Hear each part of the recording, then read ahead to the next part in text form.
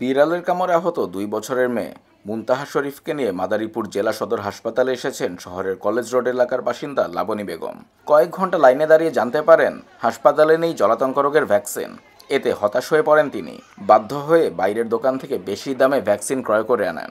বিড়ালে কামড় দিয়েছে, তো আমাদের এখানে ভ্যাকসিন নাই।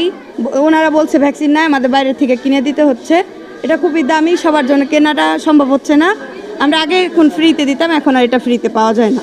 শুধু লাবণী বেগমই নন, তার মতন অনেক মানুষ কুকুর বিড়াল সহ বিভিন্ন বন্যপ্রাণীর কামড়ে আক্রান্ত হয়ে চিকিৎসা নিতে হাসপাতালে ছুটে আসছেন।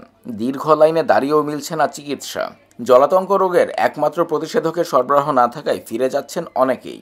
আবার বাধ্য হয়ে বেশি দামে ফার্মেসি থেকে প্রতিষেধক কিনে আনছেন কেউ কেউ। মাদারীপুর সদর হাসপাতাল সহ উপজেলা স্বাস্থ্য কমপ্লেক্সগুলোতে 6 মাস ধরে বন্ধ জলাতঙ্কের ভ্যাকসিন। ফলে বন্যপ্রাণীর আক্রমণে আক্রান্তদের মধ্যে বাড়ছে জলাতঙ্ক রোগের সংখ্যা। এতে খরচের সঙ্গে বেড়েছে ভোগান্তি। হাসপাতালে দ্রুত ভ্যাকসিন সরবরাহের দাবি রোগী ও তার স্বজনদের। আমি আসছি এখানে যে বাবুর বিড়ালে কামড় দিয়েছে ইনজেকশন নেওয়ার জন্য।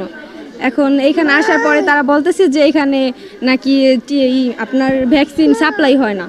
আমাদের বলতেছে যে 4 জন মিলে একটা ভ্যাকসিন কিনে নিয়ে আসেন বাইরে থেকে, তারপর দিয়ে দিবে, এটা বলতেছে।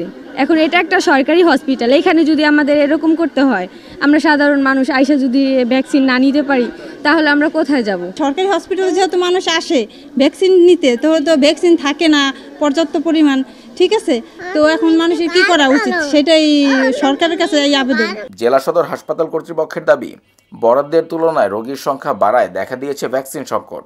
ঝুঁকিপূর্ণ যেসব রোগী, অর্থাৎ কুকুরের কামড় বা বিড়ালের কামড়, এই ধরনের প্রাণীদের কামড়ের রোগী যেগুলো আসে, তাদেরকে আমরা জলাতঙ্ক টিকা দিয়ে থাকি। এই রোগীদের সংখ্যা প্রতি মাসে প্রায় 400 থেকে 500 জন হয়ে থাকে।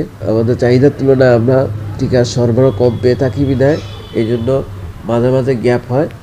মাঝে মাঝে রোগীদের টিকার সরবরাহ না থাকায় তাদেরকে টিকা স্থানীয়ভাবে কিনে দিতে হয়। কুকুর বিড়াল সহ বন্যপ্রাণীর আক্রমণে আক্রান্ত মানুষদের 7 দিনের মধ্যে জলাতঙ্ক রোগের ভ্যাকসিনের 3টি ডোজ নিতে হয়।